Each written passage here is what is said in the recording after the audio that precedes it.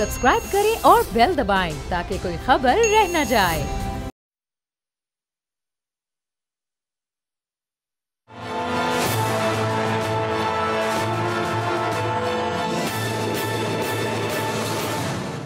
अस्सलाम वालेकुम, मैं हूं बाब जहांगीर। आप देख रहे हैं प्रोग्राम तज्जिया। और बिल आखिर इलेक्शन कमीशन ने इंतखाबात की तारीख तो नहीं लेकिन महीने का ऐलान ज़रूर कर दिया और आज एक एलामिया जारी किया गया जिसमें बड़ा अहम तरीन ऐलान किया गया कि जनवरी के आखिरी हफ्ते में इलेक्शन का इनेकाद करवाया जाएगा। तो अब वो तमाम खदशात के इलेक्शन होंगे नहीं होंगे, कब होंगे, वो ख़त्म हो गए हैं। अभी तक तारीख तो नहीं दी गई है लेकिन कम अज़ कम वो महीना, वो हफ्ता ज़रूर बता दिया गया है कि 23 जनवरी से 31 जनवरी के दरमियान कोई तारीख सामने आ सकती है। और ये सब इसलिए हो रहा है चूंकि अभी डीलिमिटेशन का प्रोसेस चल रहा है। 27 सितंबर को पहली फहरिस्त आ रही है, उसके बाद फिर जो तजावीज़ आएंगी, जो एतराज़ात आएंगी, उन पर समात होनी है और वो अमल मुकम्मल होगा 30 नवंबर को। और 30 नवंबर के बाद 54 दिन के जो एक वक्फा होता है, उस वक्फे के बाद, उस मोहलत के बाद फौरी तौर पर इलेक्शन की तारीख का अनाउंसमेंट कर दिया जाएगा। चूंकि अब वक्त आपको ये बता दिया गया है कि 23 जनवरी से 31 जनवरी के दरमियान ही ये इलेक्शंस होने हैं। अब इस पर सियासी जमातों का रद्द-ए-अमल भी सामने आ रहा है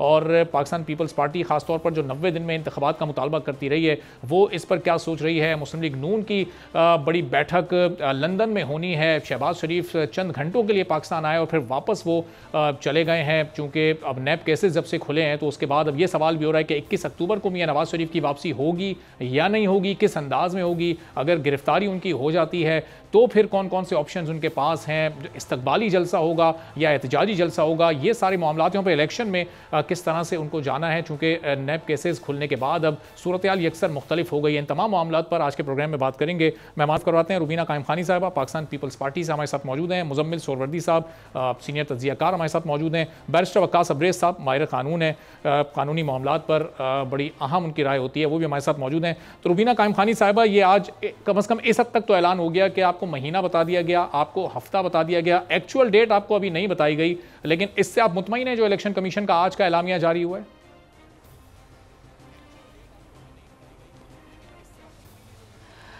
जी बिल्कुल।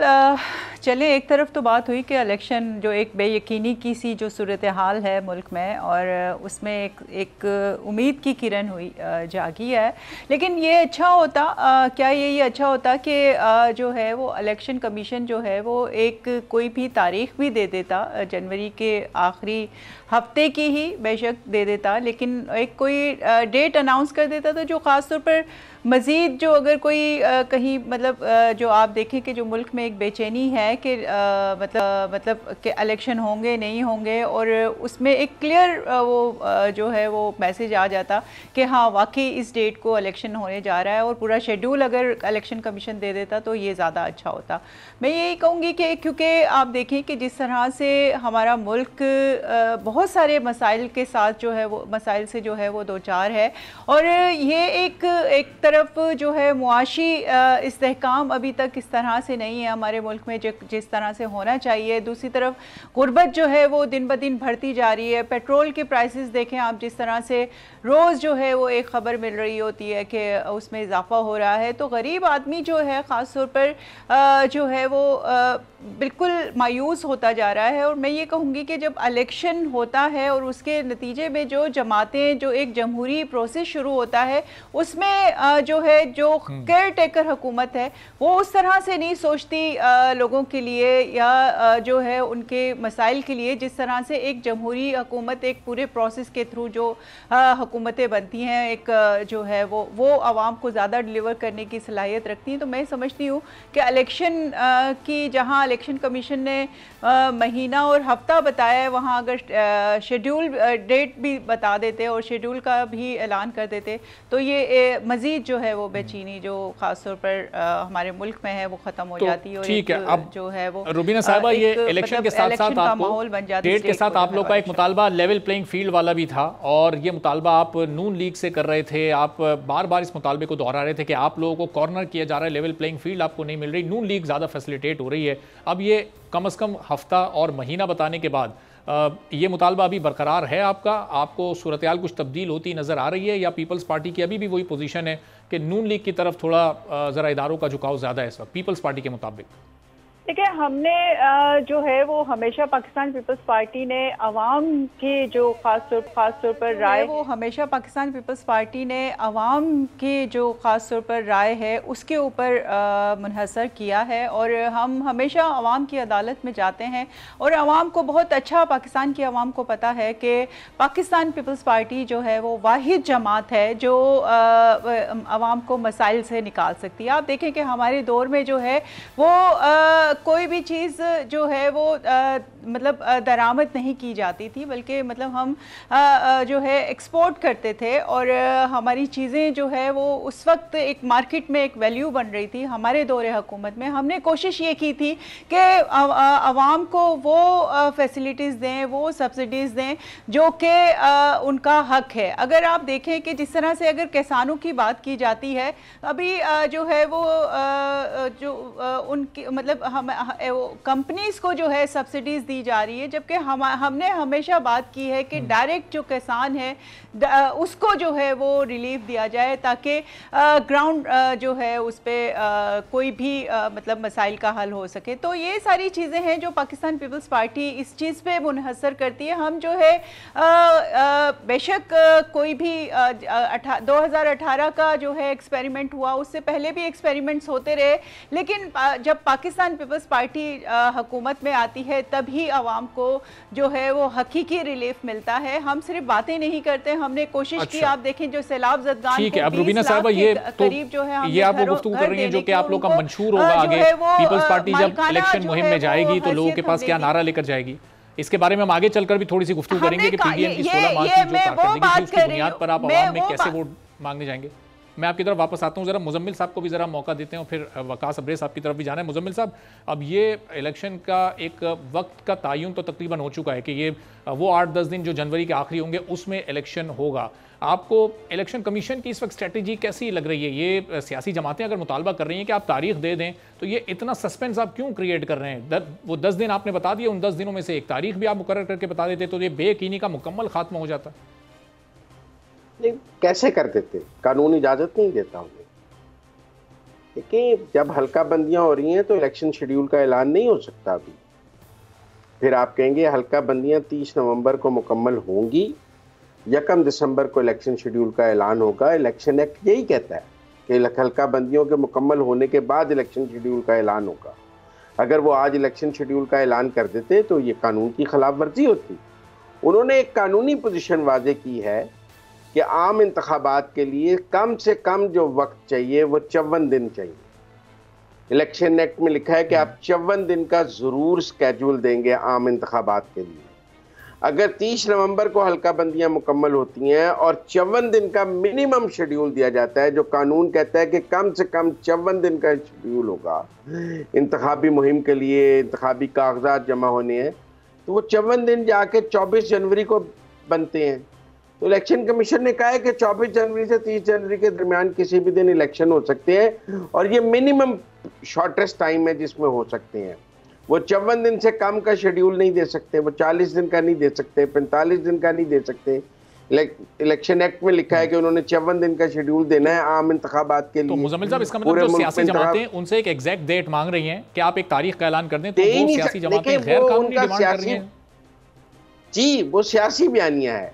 ये ऐसा ही बयानिया है कि सीसीआई में आपने मर्दमशुमारी पे वोट डाला, आपको आइन का आर्टिकल 51 पता है कि उसके ऊपर उसके अंदर लिखा हुआ है कि जो लास्ट सेंसस पब्लिश होगा इलेक्शन उस सेंसस पे होगा।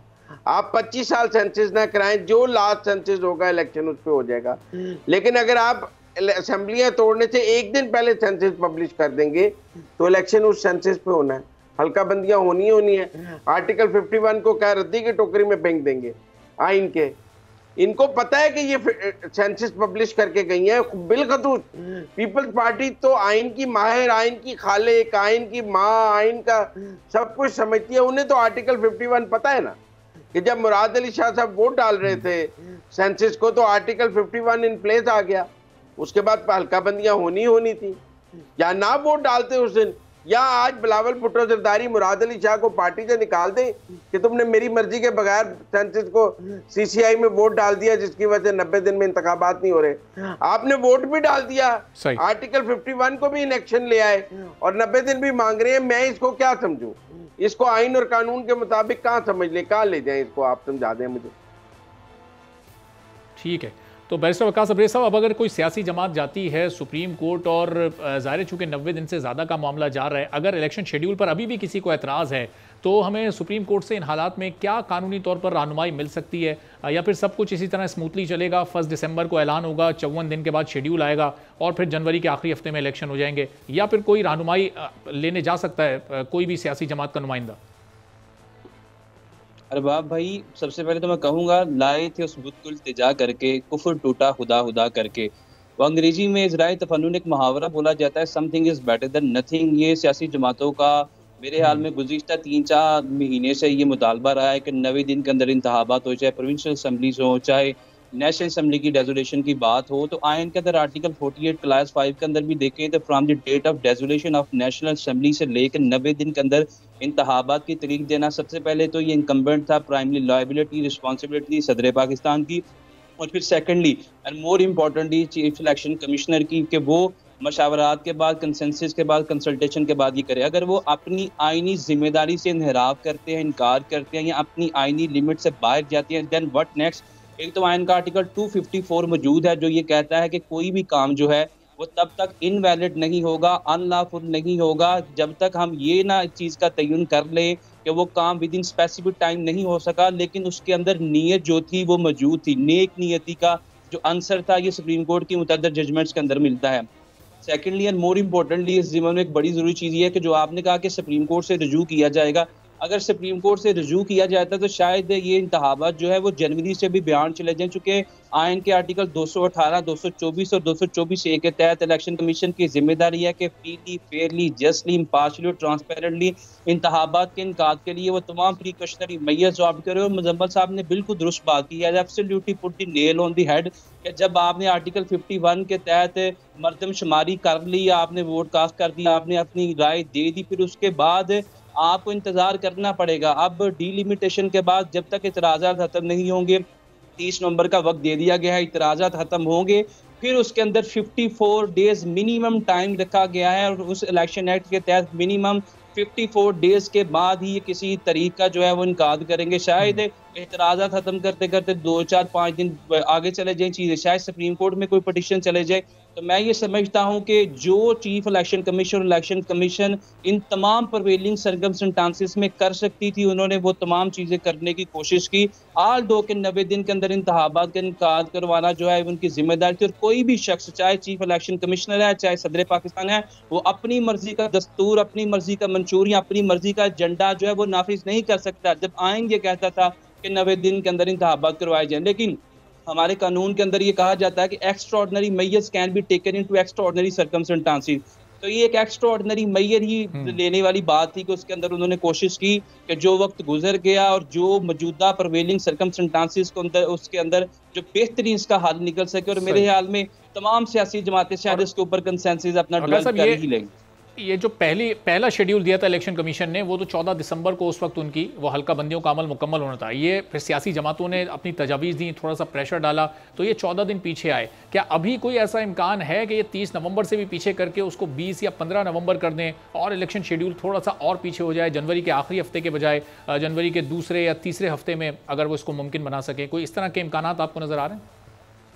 देखिए, बिल्कुल इस चीज़ की पॉसिबिलिटी और प्रोबेबिलिटी हो सकती है, लेकिन जब इतराज़ात ख़त्म होंगे उसके बाद इलेक्शन एक्ट ये कहता है कि 54 डे का टाइम उनको देना है। ये 30 नवंबर से आप इसको रिवर्स करके आप 15 नवंबर तक ले लें, लेकिन ये फिजिबिलिटी, ये प्रोबेबिलिटी और possibility that has to be determined in the eye of the chief election commissioner. उन्होंने इस चीज़ का तयन करना है कि वो क्या इन तमाम हालात को मद्देनजर रखते हुए उनके पास वो फंड्स हैं, उनके पास प्रिजाइडिंग ऑफिसर्स हैं, उसके पास वो तमाम मेजर्स इंश्योर कर सकते हैं जिससे फ्रीली, फेयरली और जस्टली आयन के आर्टिकल 218 के तहत अपनी जिम्मेदारी से अहदे बरा हो सके। ये एक अलहदा कॉन्स्टिट्यूशनल बहस है कि अगर आपने फ्रीली, फेयरली और जस्टली इंतखाबात भी करवाने हैं, फिर भी आप अपनी आईनी मुद्दत के अंदर करवाएं जो कि 90 दिन है। और चीफ इलेक्शन कमीशन का कभी भी जवाब जो है वो लीगल रीजनिंग के साथ हम एक्सेप्ट नहीं कर सकते कि जनाब मेरे पास फंड्स नहीं है, हम तैयार नहीं, हमने मरदमशुमारी नहीं करवाई, हमने डीलिमिटेशन में प्रॉब्लम फेस कर रहे हैं। देखिए चीफ इलेक्शन कमीशन को, इलेक्शन कमीशन ऑफ पाकिस्तान का ये काम है कि हम वक्त जब बाई इलेक्शंस के भी तैयार रहे, अगर असम्बली डिसॉल्व की जाती है तो 90 दिन के अंदर इंतखाबात के लिए तैयार रहे। लेकिन जब भी इनकी तरफ हमने देखा बाई इलेक्शंस के लिए इनकी कोर्ट में बाल गई या जनरल इलेक्शंस के लिए गई, तो इन्होंने एक ही जो राह गल्पा कि हमारे पास फंड्स नहीं है, हमारे पास प्रिसाइडिंग ऑफिसर्स नहीं है, हमारे पास वसाइल नहीं है। तो मेरे ख्याल में इनका ये बुनियादी काम है, अगर ये तमाम जिम्मेदारियों से अहदे बरा नहीं हो सकते तो ये एक बहुत बड़ा जो है एक लीगल क्वेश्चन है, ये क्यूरी है। बिल्कुल चलें, लेकिन कम से कम उन्होंने एक वक्त तो बताया, जिन सियासी जमातों की डिमांड थी उनकी ये डिमांड तो उन्होंने इस हद तक फुलफिल की। तो रुबीना साहब, अब ये जैसे ही एलामिया जारी हुआ उसके बाद हमने देखा कि निगरां मिनिस्टर्स भी आए, मुर्तज़ा सोलंकी साहब ने आते ही गुफ्तगू की, फवाद हसन फवाद है, और उन्होंने बताया कि ये अब आप देखें कि जो खदशात थे, लोग ये इल्ज़ामात लगा रहे थे कि निगरां हुकूमत की इंटेंशन ये है कि वो लंबे अरसे के लिए आएँ, तो वो तमाम खबरें गलत साबित हो गई हैं, वो तमाम खदशात ख़त्म हो गए। अब तो निगरां हुकूमत या इस काबीना पर आपको कोई एतराज़ नहीं है जिसको आप नून लीग की हुकूमत का कंटिन्यूएशन कहते रहें?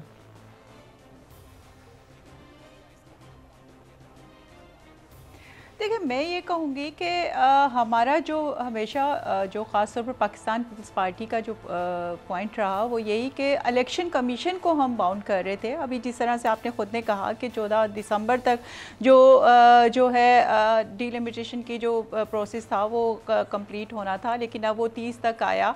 और फिर जो है वो इसी तरह से हमारी यही थी कि अभी बात हुई कि CCI में जो है वो मुराद अली शाह साहब ने जो है वो पाकिस्तान पीपल्स पार्टी सिंध के जो चीफ मिनिस्टर, उन्होंने वोट डाला। लेकिन हमारा मतलब वोट डालने का मकसद ये नहीं कि आप जो है वो इलेक्शन को प्रोलॉन्ग कर दें। आप जो है अगर इलेक्शन कमीशन अगर जिस तरह से हिले बहाने अगर ना करे तो विदिन 90 डेज़ इलेक्शन का प्रोसेस जो है वो होना मुमकिन था। अगर वो अपनी मशीनरी को जिस तरह से अगर हम हमेशा वो किसी भी सूरत हाल में जो है इलेक्शन कमीशन अगर वो अगर मतलब क्या कहते हैं RTS अगर की बात की जाए या दूसरी चीज़ों की बात की जाए तो उसमें अगर वो आगे आगे रहते हैं तो वो 90 डेज़ में वो दिन रात मेहनत करके, और मैं समझती हूँ कि वो अपना प्रोसेस मुकम्मल कर सकते थे ये।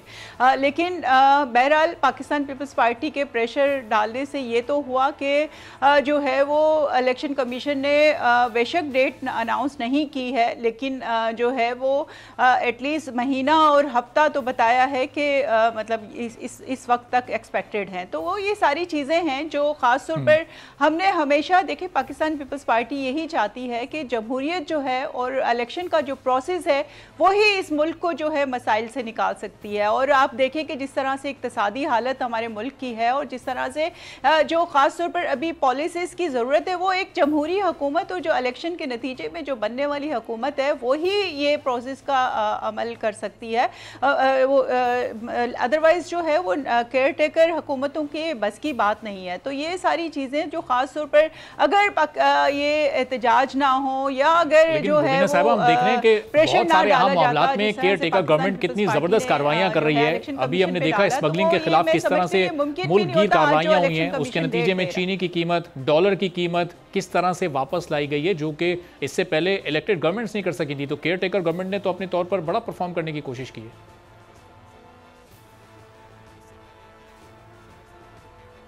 देखिए, मैं ये कहूँगी कि जो ख़ास तौर पर इस तरह के एलिमेंट्स हैं वो बिल्कुल केयर टेकर हुकूमत की उसमें अभी जो ख़ास तौर पर इक़दाम किए इसको भी सराहना चाहिए। मैं बिल्कुल इस चीज़ को जो है वो सराहूँगी कि इस तरह की जो एक्शंस हैं वो उसको कंटिन्यू रखना चाहिए, ना कि जो है वो जस्ट एक वो हेडलाइंस बना दें और वो उसको मतलब वापस पीछे वो दोबारा से चीज़ें शुरू हो जाएँ। तो ये जो है वो हमने तो 14-15 माह की जो हुकूमत हमें मिली उसमें कोशिश की जो PDM की जमातों ने कि एक जो है वो स्टेबिलिटी लेकर आया जाए। लेकिन जो इमरान खान ने जो जिस तरह से ख़ास तौर पर बोया हुआ था और वो जिस तरह से जो मुल्की हालात जिस तरह से थे, तो वो उसके नतीजे में जो सियासी जमातें जो PDM की जमातें कर सकी उन्होंने किया इन 14-15 माह की हुकूमत में। और केयर टेकर हुकूमत में ये जो अगर इक़दाम हुए हैं, मैं समझती हूँ इन चीज़ों को जो है वो कंटिन्यू रहना चाहिए, और जिस तरह की जो माफिया है और इनके खिलाफ जो है वो कंटिन्यूसली जो है वो एक्शन में रहना चाहिए, ताकि हमारा मुल्क जो है स्टेबिलिटी। चलें, अब आप ये कह रही हैं कि कंटिन्यू ये एक्शन रहने चाहिए। मुजम्मिल साहब, ये वाले एक्शन हम मुंतखब हुकूमतों के दौर में क्यों नहीं देखते? जिस तरह से अभी निगरान हुकूमत के दौर में ये कार्रवाइयाँ हुई हैं, और इस निगरान हुकूमत की इंटेंशन पर भी बहुत सारी सियासी जमातें सवालात उठा रही थी, तो अब कम अज़ कम आज ये जो अनाउंसमेंट हुई है उसके बाद वो इंटेंशन पर जो सवालात उठ रहे थे वो तो ख़त्म हो गए, वो तमाम खदशात तो ख़त्म हो गए कि लंबे अरसे तक के लिए आए हैं, ये अभी लंबी प्लानिंग कर रहे हैं। जी, लंबे अरसे के लिए तो नहीं आए हैं, और उन्होंने आज खुद कह दिया इलेक्शन। मेरे हिसाब से तो आज इलेक्शन का बिगल बच गया है। जब एक इलेक्शन की डेट का आइडिया आ गया है तो जिन लोगों ने इलेक्शन लड़ना है वो अपने हलकों में चले गए हैं, उनके दफातर आज से खुल जाने चाहिए, लोगों की अवामी राब्ता मुहिम शुरू हो जानी चाहिए। सियासी जमातें भी टिकटें देने का अमल अब मुझे लगता है कि शुरू कर देंगी, और ये हल्का बंदियाँ जैसे जैसे फाइनल हो जाएंगी, लोगों को अपने हलकों की समझ आएगी, तो इलेक्शन एक्टिविटी हमें ज़्यादा बेहतर नज़र आएगी। देखिए, आपने कहा कि इलेक्शन शेड्यूल को और स्क्वीज़ करते या हल्का बंदियों को, वो कानूनी तौर पर हो नहीं सकता था। बैरिस्टर साहब को अंदाज़ा है कि कुछ दिन आपको देने ही हैं हर काम के लिए, जो मिनिमम पॉसिबल डेज थे वो किए गए हैं।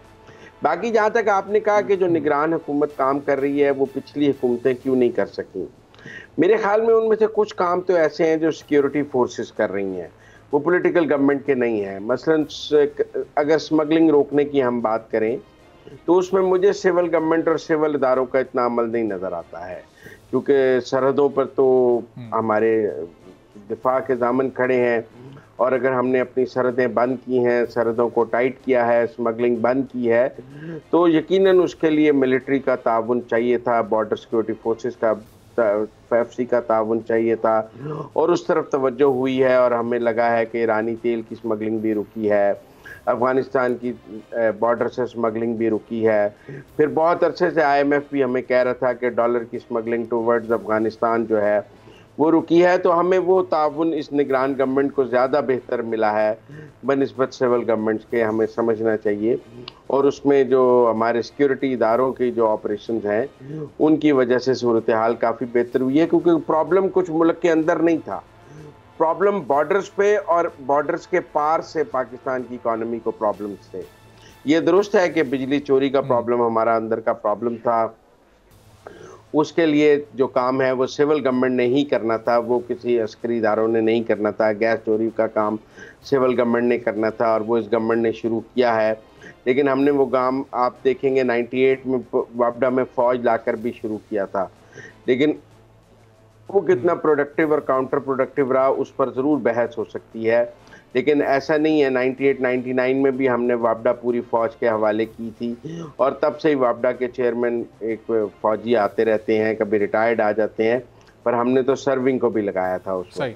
तो ये पाकिस्तान के जो टैक्स चोरी के मामलात हैं, बिजली चोरी के मामलात हैं, स्मगलिंग के मामलात हैं, ये हमारे इन हाउस मामलात हैं, जिसके लिए जिस भी सिविल गवर्नमेंट को एस्टैब्लिशमेंट का ये ताउन हासिल होगा। तो जा रहे हैं, थोड़ा सा ब्रेक यहाँ पर लेना है, और ब्रेक के बाद जब हम वापस आएंगे तो ये इलेक्शन के वक्त का तो ऐलान हुआ, लेकिन साथ साथ जो नैब केसेस खुल गए हैं, अब इसकी लपेट में बड़े बड़े सियासतदान आ रहे हैं, तो उनकी इलेक्शन कैंपेन, उनकी पार्टीज़ की कितनी मुतासिर हो सकती है, और मियां नवाज शरीफ के लिए ये कितनी मुश्किलात वाली बात हो सकती है। एक ब्रेक के बाद वापस आते हैं, इस पर मज़ीद गुफ्तगू करेंगे।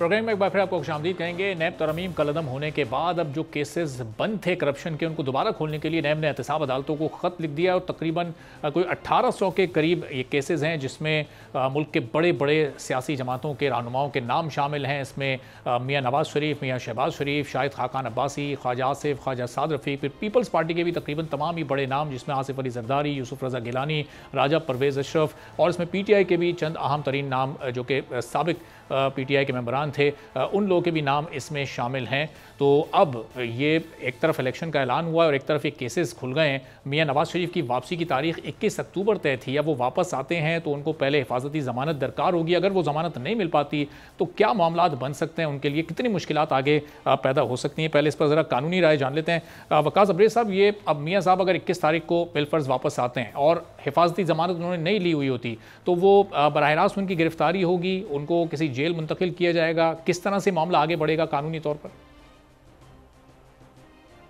देखें, चूंकि वो स्कैंडल हो चुके थे और कोर्ट की जो सर्विसेज थी, जो समन्स थे, उन्होंने व्यूट किया, ल्यूट किया, वेट किया और अल्टीमेटली कोर्ट ने उनको स्कैंडल डिक्लेयर कर दिया और इनके खिलाफ तमाम तर कार्रवाइयाँ थी वो की और अल्टीमेटली इवेंचुअली उन्होंने क्या किया, एक एप्लीकेशन कोर्ट में सबमिट करवाई इस्लामाबाद हाई कोर्ट में कि मेरी एब्सेंस के अंदर ही मेरे केस का फैसला कर दिया जाए और वो केस जो है वो सेनेडाइन जन कर दिया गया, दाखिल दफ्तर कर लिया। Until he do not produce himself before the court of law, उनके केस का फैसला नहीं किया जाएगा। तो जो उनका स्टेटस था वो अभी अब स्कॉन्डर का था और अल्टीमेटली वो जब आएंगे, अगर उनको प्रोटेक्टिव बेल नहीं मिलती है, प्रोटेक्टिव बेल लिए बगैर आएंगे तो ultimately has to go into jail. जो जहां से इनकी सजा जो थी वो सस्पेंड हुई थी, उधर से इनको तमाम केसेस परस्यू करने जाएंगे। Coming toward the very important thing जो कि नैब की आपने बात की, अब जो रेफरेंसेस खुल चुके हैं इसमें जो मेरी इतला के मुताबिक 460 के करीब जो रेफरेंसेस है जो मेगा मनी करप्शन केसेस थे, जिनको जो 2022 की लास्ट अमेंडमेंट थी 23 के स्टार्ट में और फिर जो लास्ट 7 अमेंडमेंट्स की गई उसकी रोशनी में 481 जो मेगा मनी करप्शन केसेस थे जो बंद कर दिए गए, जिसमें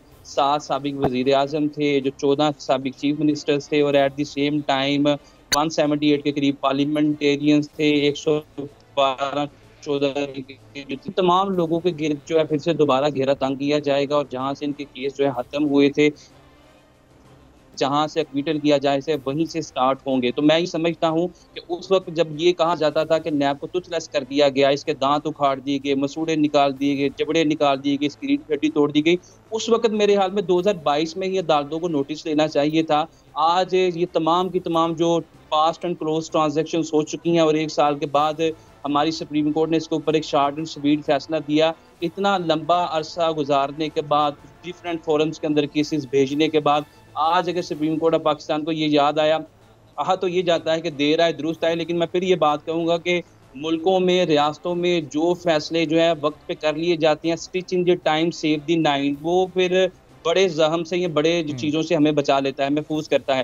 लेकिन जो भी इवेंचुअली चीज़ें की जा रही हैं इस वक्त नैब कोर्ट्स की या नैब की जो इंटेंट बज़ाहिर नज़र आ रही है और जो आज एक अलामिया जारी किया गया और फिर उसके बाद जो डिफरेंट रिपोर्टर्स थे वो भी ज़राए से जो खबर हम तक पहुंचती रही थी, जज बशीर साहब जो नैब इस्लामाबाद के अंदर जो है तैनात है, उनकी तरफ से भी कहा गया कि ट्रक के ट्रक भर के केसेस हमारे पास आ रहे हैं।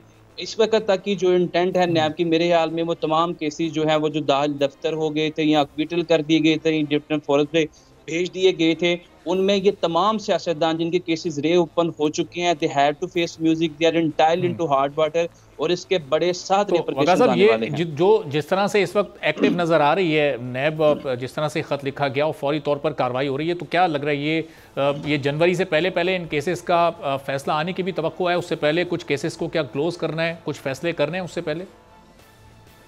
मेरे ख्याल में जनवरी से पहले फैसला करना या फैसला आना, मेरे ख्याल में ये जुए शेर लाने के मुतरादिफ है या थैली पे सरसों जमाने के मुताबिक है, इसलिए कि 20 के करीब इस वक्त नैब कोर्ट्स जो काम कर रहे हैं और 460 ये मेगा मनी करप्शन केसेस हैं और 1800 के करीब केसेस का आपने हवाला दे दिया। तो मैं ये समझता हूँ कि इस तमाम कोर्ट्स जो जितनी कोर्ट्स की इस वक्त तादाद है, ये ऊँट के मुँह में जीरे के मुतरादिफ भी नहीं है। इतने ज़्यादा केसेस हैं, इतने ज़्यादा वॉल्यूम्स के केसेस थे जिनके इन्वेस्टिगेशन कहीं पे डिफेक्टिव थी, इंटेरोगेशन डिफेक्टिव थी। और इसी नैब के बारे में जस्टिस मकबूल बाकर की 87 पेजेस की जजमेंट थी हाजा साद रफीक के केस के अंदर, हाजा जो हासिफ के केस के अंदर अगर आपको याद हो मंसूर अली शाह की जजमेंट थी कि नैब जो है पॉलिटिकल आर्म ट्विस्टिंग के लिए बनाया गया है। मीनिंग देयर बाय कि नैब के अंदर इतने ज्यादा इनकी इन्वेस्टिगेशन और इंटेरोगेशन के अंदर डिफेक्ट्स थे, लूप होल से कमियां थी, कजियां थी, नकाइज थी कि ये एक बना बनाया केस जो था उसको भी प्रूव नहीं कर सकते थे, क्योंकि इनकी जो इन्वेस्टिगेटिव इंटेरोगेशन की जो टीम थी वो इनफेक्टिव थे। तो मैं ये समझता हूँ कि मौजूदा अगर पेराए में देखा जाए तो जनवरी तक किसी सूरत भी इन केसेस का फैसला होता हुआ नजर नहीं आ रहा। ठीक है, तो अब रुबीना कायम खानी साहबा, ये अमेंडमेंट ज़ाहिर पीडीएम ने की थी, इनको ख़त्म किया गया एक बार फिर, अब आपकी क़यादत भी नैब केसेस को फेस करेगी, तो ये क्या 50 करोड़ से कम की करप्शन को पीडीएम की जमातें करप्शन नहीं समझती थी? ये क्यों ये वाली ये इस्लाहात लाई गई थी, क्यों ये तरमीम की गई थी?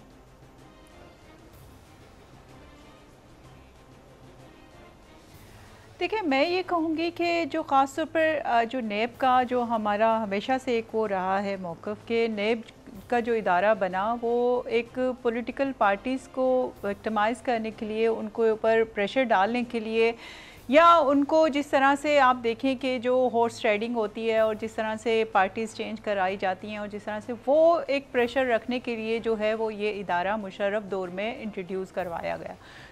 मैं तो यही कहूँगी कि इस अगर नेब के जो अंडर जो केसेस चले हैं और वो सारी चीज़ें जो भी हुई हैं, सबसे पहले तो जो ख़ास तौर पर इतनी बड़ी बड़ी ख़बरें लगती हैं कि किसी के 50 अरब की, किसी की 7 अरब की, किसी की 10 अरब की, किसी की 97 अरब की, तो वो अगर रिकवर होते हैं तो अव्वल तो नेब से ये क्वेश्चन पहले तो मैं एज़ अ पाकिस्तानी जो शहरी के पार्टी वर्कर तो मैं समझती हूँ बाद में हूँ, पहले मैं पाकिस्तान का शहरी हूँ, तो मैं उससे उनसे ये क्वेश्चन करूँगी कि उनकी रिकवरी होने के बाद वो पैसे जाते कहाँ पर हैं? आया अगर जिस तरह से जो हम खसारे में जा रहा है पाकिस्तान, और क्या उस खसारे को पूरा करने के लिए इतने अरब जो रिकवर होते हैं क्या वो काफ़ी नहीं है?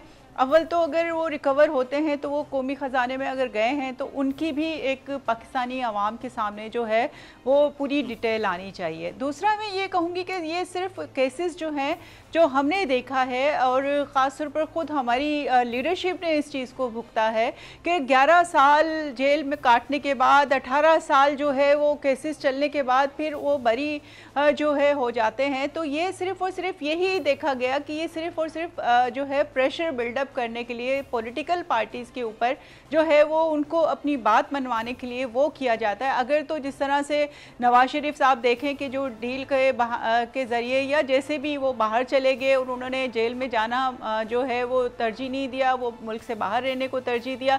लेकिन हम जो ख़ास तौर पर जो पाकिस्तान पीपल्स पार्टी हमेशा से कुर्बानियाँ भी देती हैं, हमने कहा कि ठीक है हम अदालतों का सामना करेंगे, हम नेब का सामना करेंगे, हम जेलों को जो है वो झेलेंगे, लेकिन हम पे अगर कोई चीज़ प्रूफ होती है तो और हम रहेंगे लेकिन अपने मुल्क में ही, हम अपने रहेंगे अपने पाकिस्तान की आवाम के साथ ही। तो ये सारी चीज़ें हैं जो मैं ये कहूँगी कि पॉलिटिकल पार्टीज़ को प्रेशर करने के लिए तो ये केसेस बनते हैं। अगर तो ये वाकई इनमें कोई सच्चाई है तो वो आवाम के सामने लेकर आया जाए। जो मैं क्वेश्चन में समझती हूँ पाकिस्तानी शहरी जो है वो बनता है और मेरा राइट है कि अगर इस तरह की आपने बड़ा वैलिड क्वेश्चन रेज किया। जरा मुजम्मिल साहब के सामने सवाल रखते हैं कि मुजम्मिल साहब, एक तो ये केसेस खुलने से क्या सारी सियासी जमातों पर यकसा दबाव होगा या किसी सियासी जमात पर दबाव ज़्यादा किसी पर कम होगा? और ये रुबीना साहिबा ने बड़ा वैलिड पॉइंट उठाया, जो हम सुनते थे जब जस्टिस रिटायर्ड जावेद इकबाल साहब नैब के सरबराह थे कि इतने 100 अरब की रिकवरी हो गई, तो वो पैसा आखिर जाता कहाँ है? वो सरकारी ख़जाने में नहीं जाता क्या? हाँ, उसका तो नहीं पता लगा था, वो बाद में चेक भी हुआ था कि वो फिगर्स में काफ़ी फजिंग नज़र आई थी और वो सिर्फ एक नैरेटिव जो इमरान खान साहब का था उसके लिए इस्तेमाल किया जाता था।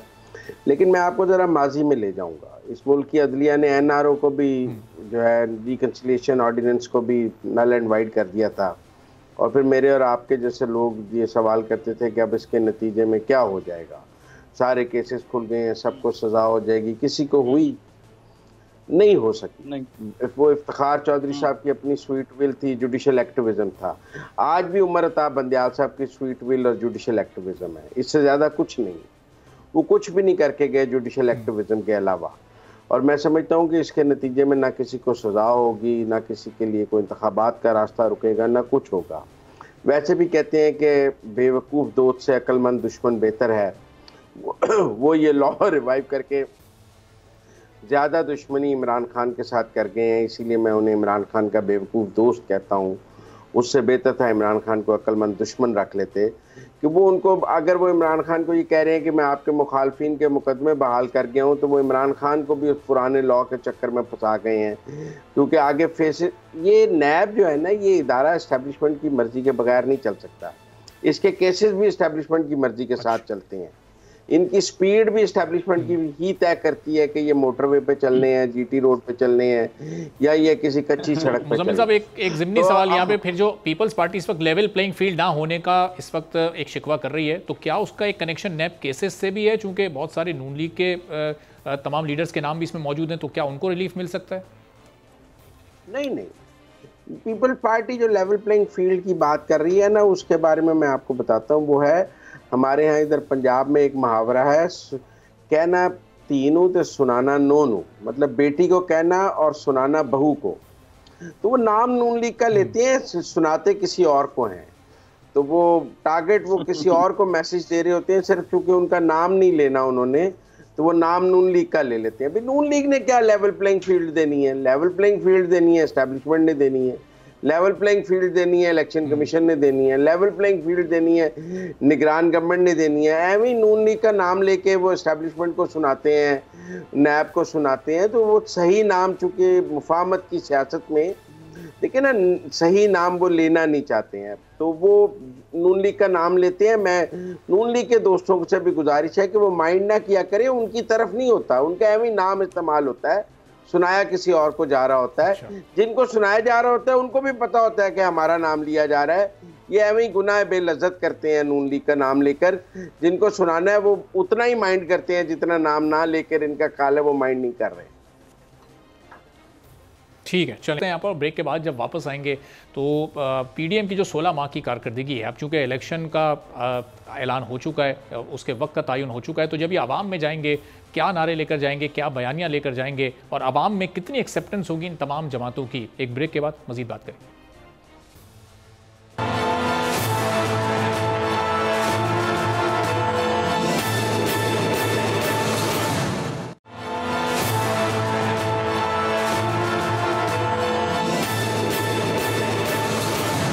फिर आपको खुशामदीद कहते हैं। और अब बहुत जल्द हम देखेंगे कि सियासी जमातें अपनी इलेक्शन कैंपेन का आगाज़ करेंगी, अगले इलेक्शन की भरपूर तैयारी करेंगी, और वो जाकर बताएंगे कि हमने पिछले दौरे हुकूमत में आप लोग के रिलीफ के लिए क्या क्या इक़दाम उठाए हैं। अब जो पीडीएम के 16 माह गुजरे वो एक आम आदमी के लिए बड़े मुश्किल थे। उससे पहले के 3.5 साल जो पाकिस्तान तहरीक इंसाफ के थे, उन्होंने भी कोई कसर नहीं छोड़ी थी एक आम आदमी पर महंगाई का बोझ लादने में, लेकिन पीडीएम ने उसको मज़ीद आगे बढ़ाया और बिल्कुल ही एक आम आदमी को दफन करके रख दिया। अब ज़रा अपने मेहमानों से हम जानते हैं कि जब ये सियासी जमातें जो कि पिछली हुकूमत में शामिल थी अब लोगों के पास जाएंगे तो कितनी उनकी एक्सेप्टेंस होगी। अब वकास अब्रेज़ साहब, आप ज़ाहिर हैं तो माहिर कानून, लेकिन एक आम आदमी भी हैं, एक आम शहरी भी हैं।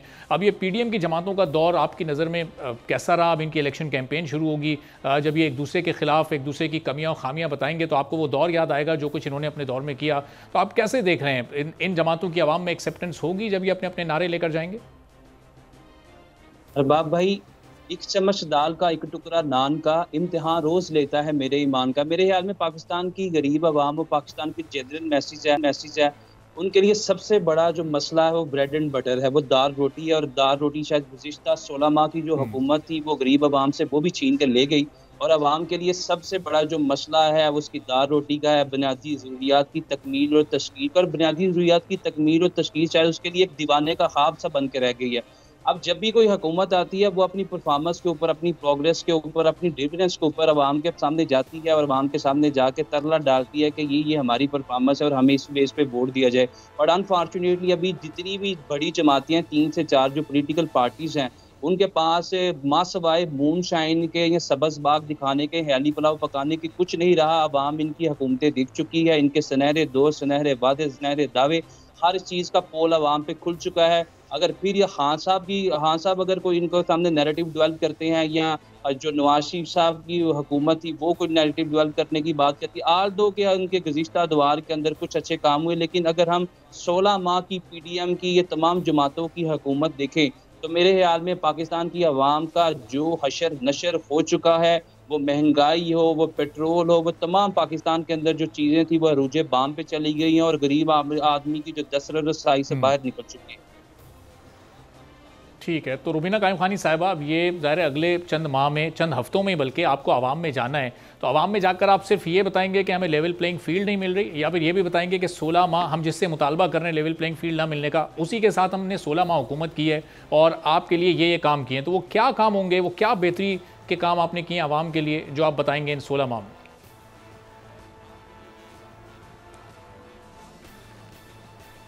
जी बिल्कुल, पाकिस्तान पीपल्स पार्टी जब भी हमें कहीं पे भी जो अगर सिंध के हवाले से देखा जाए या फेडरल के हवाले से या किसी भी सूबे में हुकूमत मिलती है तो हम वो पॉलिसीज़ मुतारफ़ कराते हैं या वो चीज़ें लेकर आते हैं जो एक आम आदमी की आवाज़ है और एक आम आदमी को जो है वो डायरेक्ट रिलीफ मिले। हमने बेनज़ीर इनकम सपोर्ट के नेटवर्क को बढ़ाया 16 माह में।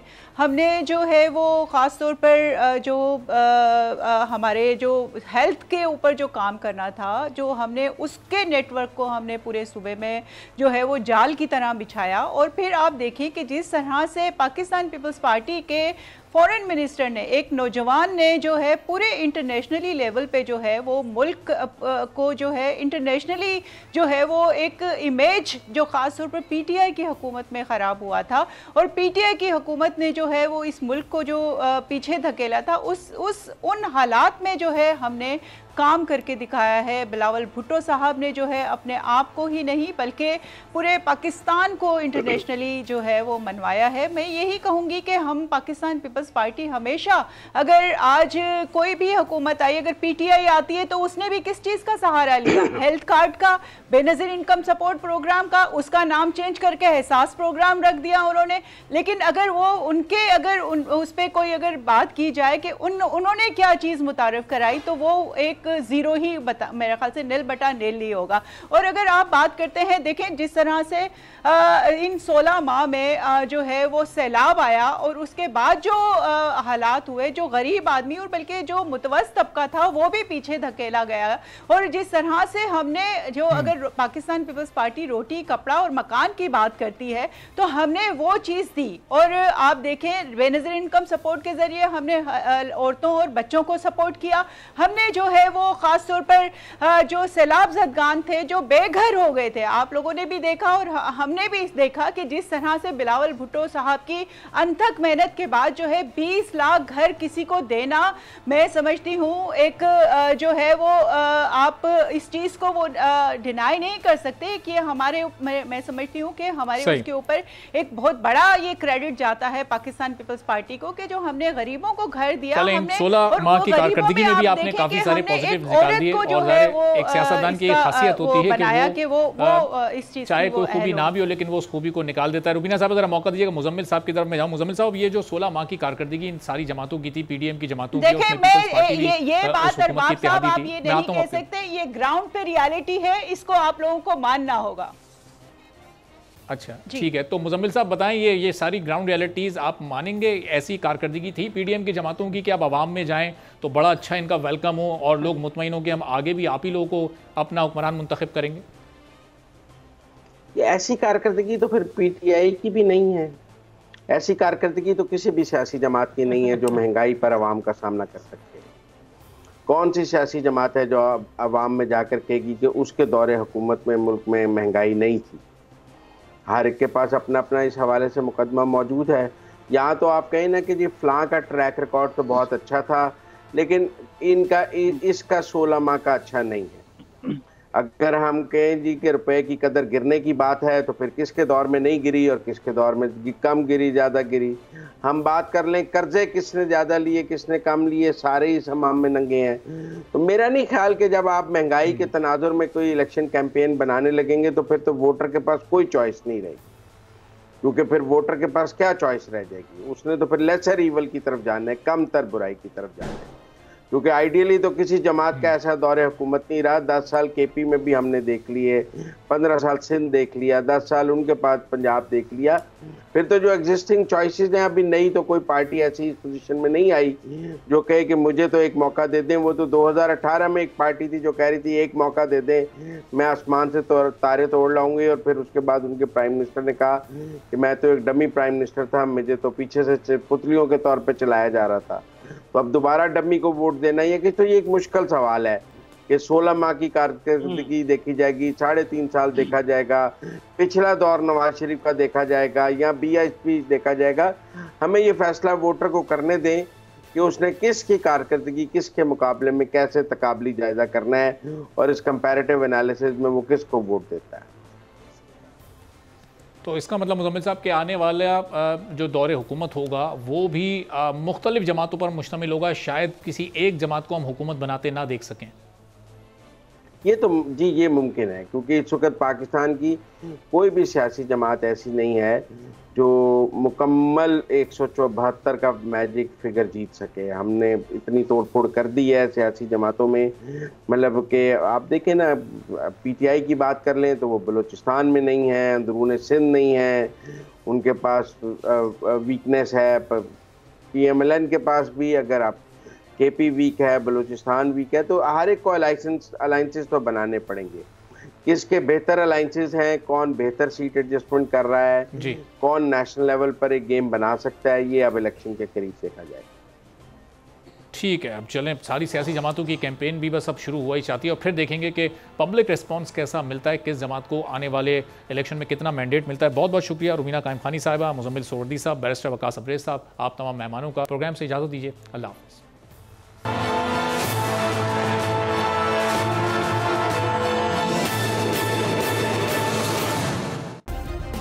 सब्सक्राइब करें और बेल दबाएं ताकि कोई खबर रह न जाए।